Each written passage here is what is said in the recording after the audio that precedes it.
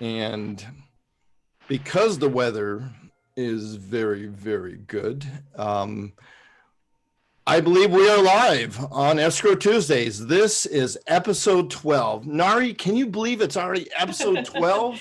I know, and going strong. Yeah, no kidding. And of course, Narhee, what can happen in escrow? Anything and everything, That's especially right. nowadays. We always prepare, right?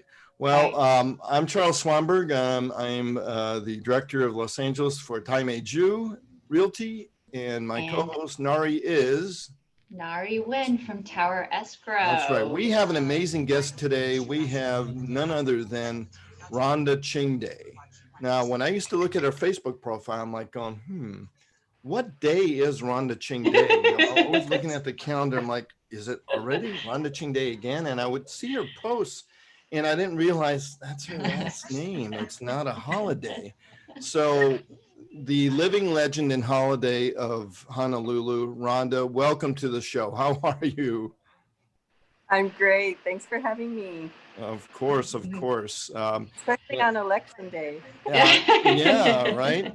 Get out and vote after this, or I think a That's lot of right. people voted early, so good for that. But it's going to be an interesting evening. But for us Californians and you Hawaiians, we're kind of the caboose, right? Things typically get decided, before we even have a chance to vote. Sometimes it is a bit nutty. So yeah, it is. Really interesting. Or But get Rhonda, up. tell us a little bit about yourself. Obviously, you're a realtor, but give us a slice of Rhonda. Well, actually, I went to school in the Bay Area, San Francisco Bay Area, and I started real estate in the Santa Clara County. So I'm familiar with the Bay Area. I lived everywhere before cell phones. And my friends would say, I am not putting you in our directory in pen, only in pencil so I can erase where you live.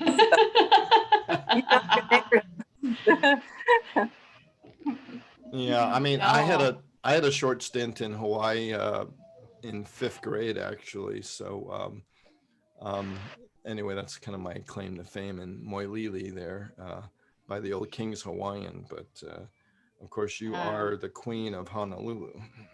Well, you'll have to come and visit. Yeah, no, and I know things have opened up, so we're really looking forward to. In case you're joining us just now, we are on Facebook Live, Escrow Tuesdays. Charles Swanberg here with Narhee Nguyen from Tower Escrow, and we have Ronda Ching here as our guest. And Yes.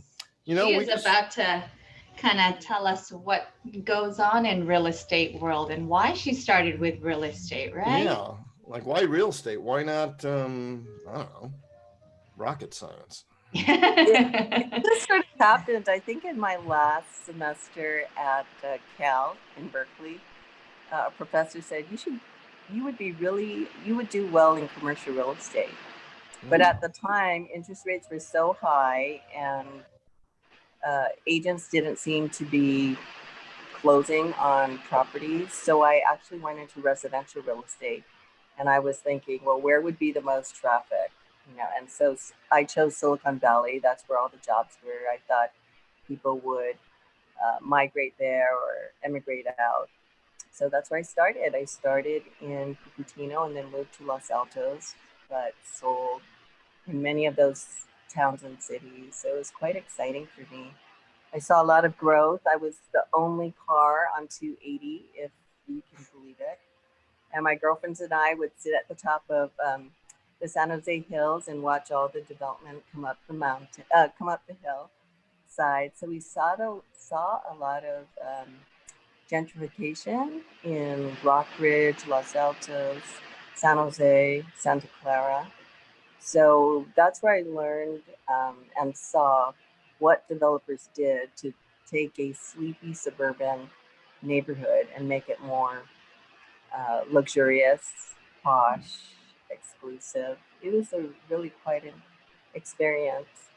Wow, I can't believe that, I've met you a jillion times, that we've hung out together. Your Hawaiian chapter is made me part of your family. I remember at the GLS event in Seattle, but I had no idea you started off in real estate in Cupertino, which is where I basically started down the street in Los Gatos, and I went to junior college in Los Altos Hills at Foothill College. So I had no idea that you were tracing that path through there. So yeah, boy, talk about it's now about $1,200 to $1,400 a square foot down in that neighborhood. So crazy. Yeah, 10 to 15 times what I originally sold them. Right. So here you are plugging away real estate. How did you then end up in Hawaii?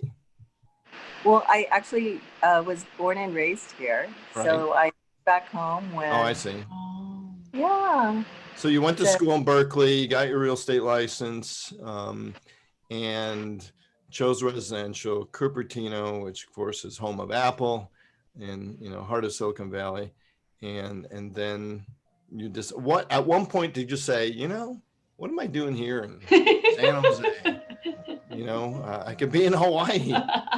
Doing the same thing. I think I miss my friends and family. So. Oh, okay. Yeah, but I love cities with water. So. Right, and San Jose, I wouldn't say is a city that has a water feature. Actually, for many years, San Jose was like the city without a downtown. We would have to drive up to San Francisco to see a real city, which has a water feature, right? Of course, San Jose now is in its own right an amazing metropolitan area with super high paying jobs. So there you are in Hawaii. And so at one point, where did you find Aria, or did Aria find you? Well, it's kind of interesting. So I thought, when I sell real estate, I get really passionate. I just, I can do it all day. Sure. All night. I'm an owl. And then I said, okay, it's time to have a family. I'm not going to do that. And a friend of mine who owned a mortgage company and real estate company he slyly said, why don't you originate mortgages? Because, you can do it from home. You don't have to work your 24 or 20 hours. It'll be really easy. But because I had sold so much and I was dealing with new agents, they would always ask me, like, what should I do? And so most of my, I would say I was giving really good deals to my clients in the finance end. And I was giving advice to these agents. You should go to your broker and ask this. All of a sudden it dawned on me, why am I making half a point when I could be doing more? And I'm working 20 hours anyway. Right. So I got back into real estate, and I found Aria because actually one of my clients wanted help to make an offer on a short sale. That Denise Nguyen in the Greater East Bay chapter. Oh, wow. The listing at, and I was trying to look her up, and Vinny and Denise were members of this Asian real estate association. I was like, what's that? And I think I joined the Silicon Valley chapter just to kind of figure it out, right? Yeah, I wonder what's happening. So that's what happened. And then I believe when Alex Shelby, our first chapter president, and Gina Duncan, our second chapter president, were looking to establish a chapter, I believe Hope said there's this member on Oahu, and Gina contacted me, and that's kind of how I got involved. Yeah, quite fascinating. So thank you, Denise. I had no idea that it was actually, it's kind of funny, right? Because you went to Cal Berkeley, and then you discovered Denise. Was that a coincidence there as far as the same neighborhood, or? Well, actually, no. So I was living in Hawaii, but client wanted a property in Oakland, Chinatown. Oh, I gotcha. Okay. So that's how Denise and Vinny were the listing agents. Right. And hey, you went to school in the neck of the woods, so. So, all right. So you did, you're looking through and you got some information on, I don't know, foreclosure or a short sale, whatever. But, that's a pretty far jump from joining the Silicon Valley chapter to being president of Aloha chapter. So what happened? Who brought you, the Aria Kool-Aid and you slowly started, Yeah, it was a slow addiction. yeah. So who sat you down and said, Rhonda, you need to step up? What? Tell us that story. Okay, so I joined Yeah. like most people, and I was not a very good active participating member. I think I paid my $99. I did Yep. local chapter events, but I didn't really go to national events. My daughter had gone to school in Boston, and I said, is there any event that I could hop onto? Right. So a portion of my trip could be deductible. And I saw this luxury event in New York. So that was one of my first events with Aria. I still wasn't active. I didn't know anyone. And then my two puppies died, or my two dogs, they were no longer puppies, died. And I was so depressed. And my daughter said, you need to travel and do something fun.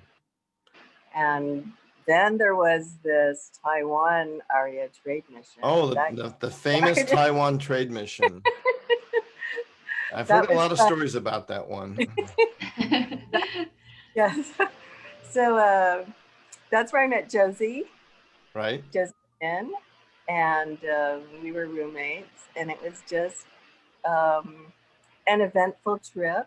And I bonded with many of the trip members. It was very memorable. And from there, I believe Glenn Park said, you need to go to Korea.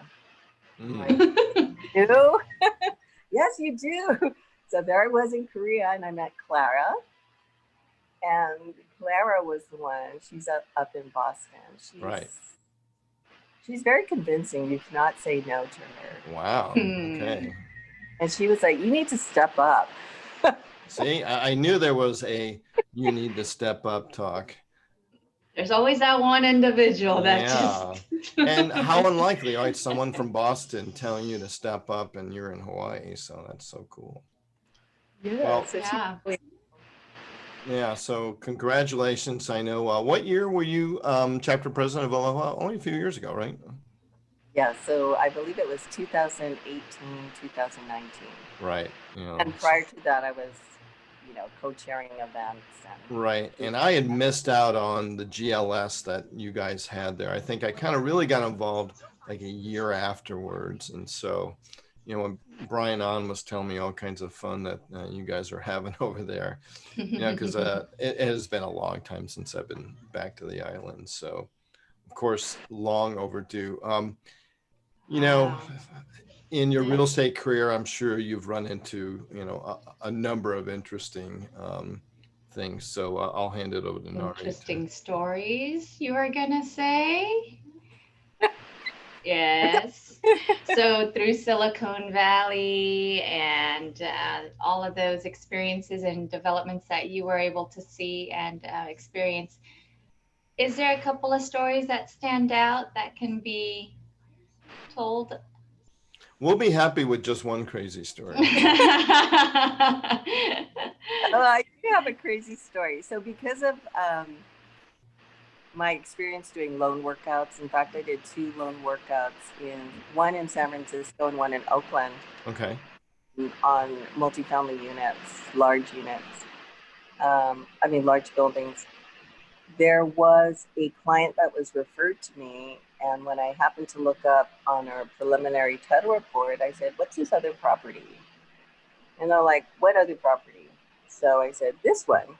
And said, oh, it's foreclosed. I'm like, well, it doesn't appear as if it's foreclosed. You're still showing as the owner. And that was the beginning of my 2-year adventure with that client. I believe many agents and brokers said, you're spending too much time on it. You should let it go. But I didn't think anyone would help this couple. And it was actually a couple from California. They had bought a property sight unseen.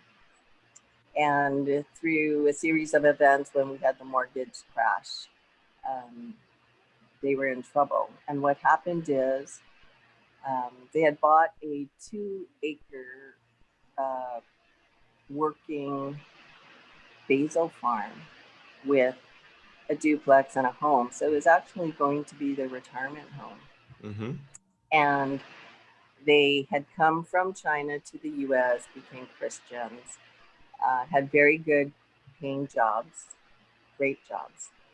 And a neighbor said, do you have room for my daughter's, father-in-law or daughter's boyfriend's father who's homeless?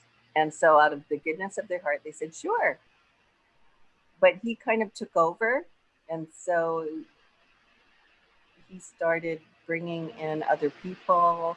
Allegedly, he took the farmer's tools. That farmer left. Oh, brother. By the time that I got the property, there were probably 50 abandoned or stolen cars. Both. He had been renting out these cars to homeless people, collecting rent. Whoa. To remove all the trash, because he also collected money, and I'm sure commercial vehicles would probably get their cash and dump it there cheaper than if they went to a dump. So to remove all that trash was probably at least $70,000. Wow, that's a lot of garbage. That's a lot of garbage, and the property was just in very poor repair. So we had to work through this. There were probably hundreds of tires buried in that property. Wait, hundreds of what? Tires. Oh, tires. Okay. You probably thought you said bodies. I thought this was going to be that zinger. Holy God. All right. Okay. So at one point when this couple had purchased the property, they had good cash flow. They had rented it out. But over time, this homeless person took over and people started leaving. There was no rent.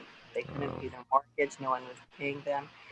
He would threaten to report them to authorities because of all this trash. And they would take time off from work and rent a car, stay in the car, sleep in the car, and then on removing these tires. And so it was a really sad story. So that's why I worked through it. We probably had almost 10 offers on the property. We finally found somebody. So we had to find a buyer who would spend money, not knowing if we would get this short sale approved. Spend money on an attorney so we could evict these people. Right. So we had to actually go through eviction.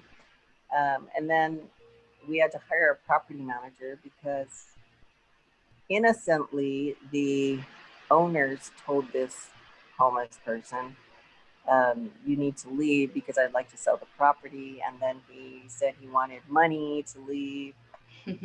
So we needed a property manager. We got a foreclosure commissioner who said, no, they can stay, even though we had our eviction. We had a notice of order, which is a city fine that you can't transfer the property until this $25,000 fine was paid. When the owners told the homeless people you need to leave, they reported to the Board of Water Supply and Hawaiian Electric. These are responsible for our bill. So one day this owner goes, she's crying. She goes, Rhonda, I have this $38,100 electric bill. I'm like, no, you have to send that to me. It's probably like kilowatt hours. No, you misread it. But she sent it to me and it was $38,000. Oh my gosh. And they were not hydroponically growing green plants even. Wow. That's right. Wow. Yeah, growing cars and other junk. Wow. That is, that's a zinger. I was hoping with the dead bodies in the ground, but we'll get to that. There were dead roosters. There were dead. Okay. Animals. Wow. Well, we're so happy to have you from Hawaii, obviously. And so we've got now our top 5 that I want to share with y'all. And let's start this show here. Come on, let's do this. All right. Yep, there we go. All right. Who are those people? See them every week. All right. So thank you for sharing that. As you know, anything can happen in escrow, even homeless people taking over your property with, buried tires, recycling, garbage, $1 million electricity bills. And there we have it. In the background, they're nice and softly back. But let's go through Rhonda's Hawaiian investment keys and her top 5 lists. So number 1, we have whether or not. Obviously, that relates to some choice of sorts. What is that? Well, year round, we have perfect weather. Some people might feel it's a little humid, but your skin will always be moist. And, you can stay indoors. We do have air conditioning out here in the islands. But it's really great, especially if you're an outdoor activity person. It's very, I would say you don't have to worry about shoveling snow. Although there is snow on top of that mountain, right, where you can technically hike up and ski year round by the observatory, is it? Yes, on the Big Island. Yeah, but no shoveling snow there. Okay. Yes, so it's really great. It really beckons and calls to you. Right. If you don't when I was in Hawaii, I think I was a youngster, and back then I didn't understand what humidity meant, so it didn't really matter. But yeah, well, that's amazing. All right, Narhee. I'm sorry. Yes, and number 2, Rhonda, the lifestyle. Well, lifestyle, because of our weather, we do a lot of outdoor activities before or after work. People jog and walk, very walkable city. We're like a big small town, so you don't need a car. So that's why a lot of retirees love to look at Hawaii as a place to live when they're ready to retire. I mean, we do obviously there's like Ubers and stuff available, right? If you can, or some public transportation, I would imagine. Yes, we have the bus, so you can get around anywhere. Right. To us, like when I compare when I lived in the Bay Area, if I have to travel more than 15 minutes by car, that is a far drive. Wow. Wow. Yeah, I can't get out of the Target parking lot. Yeah. 15 minutes usually, so that's like 3 lights for us. Yeah, no kidding. Well, we are all envious. And so tell us a little bit about the geography of Hawaii, because obviously it's not a flat piece of paradise. It is somewhat mountainous, right? Yeah, so we're an island in the middle of the Pacific, as Vice President Dan Quill once described. We're about, I want to say, 4.5 hours flying time from Los Angeles. Right. Because we're an island and we just have a finite space of developable area, we do have a lot of preservation. We need to keep it that way for watershed purposes. So, do you know what a volcano is? It's kind of like a cone-shaped mountain. With stuff coming out. Yeah. I did one for a science experiment, right? We put like baking soda and threw vinegar in there and it kind of bubbled up, but we didn't get that red hot ash or whatever, spewing out, like Godzilla when he's got bad breath. Yeah, no, it is amazing, right? I mean, I'm originally from Japan and, we've got plenty of volcanic activity over there too. So it is amazing. But, I hear that Hawaii is one of the most remote island chains in the world because it is pretty far in the middle of the Pacific with not a whole lot around it. So that's one thing. Yeah, it looks like that. But I guess when we're here, we know that we can travel. Like Spencer, he travels, well, he's in California, but when you're based in Hawaii, you're right in the middle between 2 time zones. So you can actually talk to Europe, New York, as well as Japan, Singapore, and connect with each other without having 2 stressful work hours. So it's quite convenient, actually. Right. I remember when my family used to fly from Japan to visit my father's family in Chicago. I mean, we would stop in Hawaii mainly because the plane had to get gas, you know. Back when, you know, I'm so old that the planes had to actually stop. They couldn't make it all the way. So they had to stop in Hawaii all the time. That's a beautiful stop, though. All right. Well, and I Yeah. think this one, Narhee, is Yeah. kind of not really well known. Nope. With the investments, right? The affordability.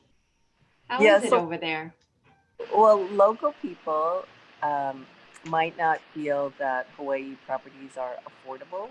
Mm-hmm. Not everybody has well-paying jobs. We're a tourist-based economy. But if you are coming from the top 15 metro cities, Hawaii is quite affordable. We have very low property taxes if it's your personal residence and the price is under $1 million. Your tax rate is less than 1%. It's actually Oh, wow. $3.50 per thousand. So it's not even, you know, what is that, 0.0035. Right. Um, With California, it's like at least 1.1, 1.2, and Texas even higher, of course. yeah, so if it's not your personal residence, then we have like a two-tier assessment situation where it starts at 4.5 per thousand. And then after that, it's about over $1 million, it's about 1.05%. Right. So it's still affordable. I just sold a house to a Bay Area client and it was about 850,000 for a 4 bedroom. 850. See, I'm always thinking Hawaii, ocean, $3 million. But obviously it's not, right? Because not every property is right on the ocean anyway. No, you can find, actually, I just went to a home with an amazing ocean view and it was listed for 1.295 and it was on 1.6 acres in Makaha in a gated community. It was really quite a lovely property where you could expand. It's amazing. Wow. So there are properties there waiting for you to put your own personality and finishing touches on. You could find something under $3 million. Okay. Might not be grand for an oceanfront property, but you can make it what you want. Right. But the fact that you can buy it in, you know, in the fives and sixes where, you know, in suburban Los Angeles, it's already at that level in some of the areas that were not well known to be, you know, deemed, you know, luxury or expensive. So, well, I think number five, you know, for investors that are considering still investing, obviously once COVID kind of clears out and stuff, give us an idea on, you know, the income stability that someone could gain from owning a property in Hawaii. I think because we don't have enough housing units, so we need about 25,000 housing units by the year 2025. Right.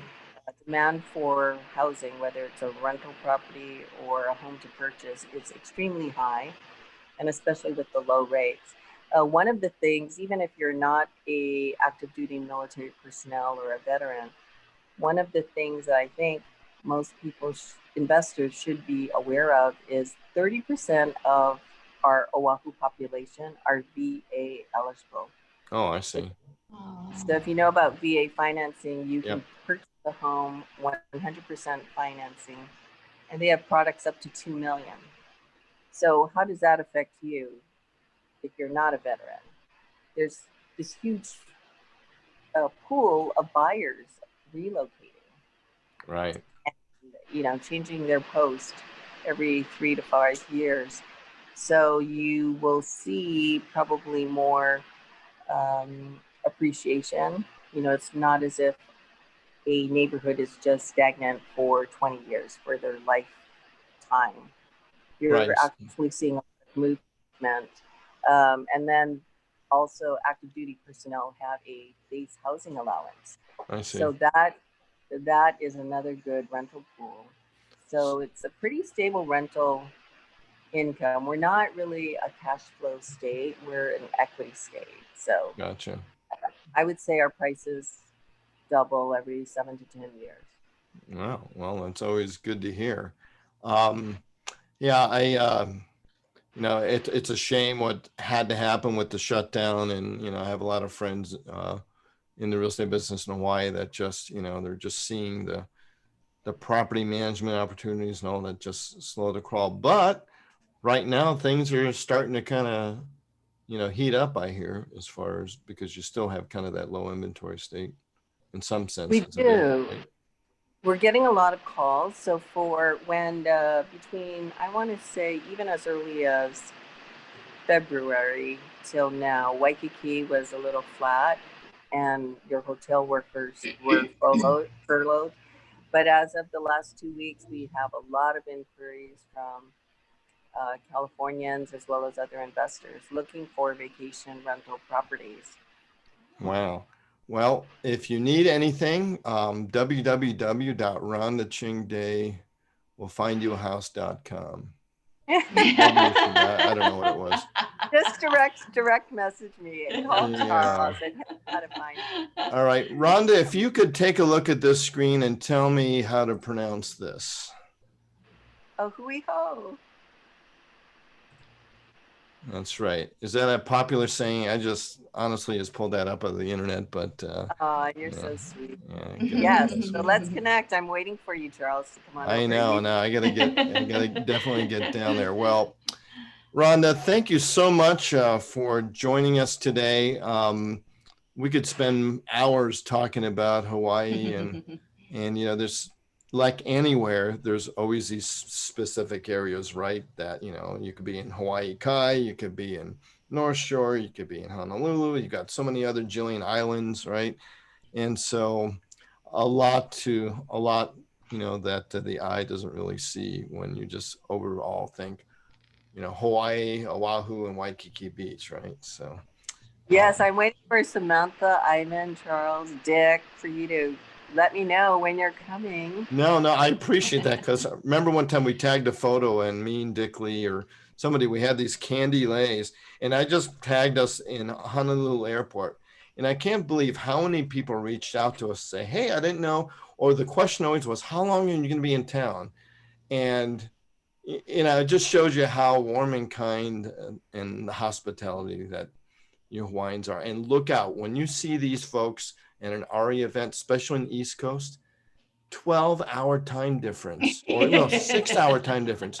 So when it's like a lowly 11 p.m. and you're struggling at 5 a.m. at the bar, these people it's not even midnight for them. So look Be out. Ready to Don't party. hang out with the Hawaiians at these clubs. Anyway, now, fabulous having you on, and I hope we could even recircle back with you, Rhonda, to talk more about, Hawaii in general. Anything you like to plug, any new projects or anything that you're working on, Rhonda? Just give me a call, and depending on what you need, we'll find it. We have a lot of great agents here and a lot of... Sorry, I'm having trouble with the connection. Enthusiastic. Sorry about that. My computer's talking to me. But just give us a call. We'd be happy to help you. All right. Ron, again, thank you very much. Narhee, what do you think? I think it's the first time you actually met Rhonda, perhaps? Yes, it is. And it's great to meet you virtually, and I hope to see you in person. I think we could travel. And Narhee is actually your Southwest Regional rep for this year, so she will be in touch with you, Abe, and Gina and the whole gang. So looking forward. Well, come on down. Yeah, we will. All right, everybody. Well, that's it for episode 12. We will have another amazing guest next week that we will announce later and earlier next week. Go out and vote, make a difference, and come visit Hawaii. Right, Rhonda? Yes, absolutely. We'd love.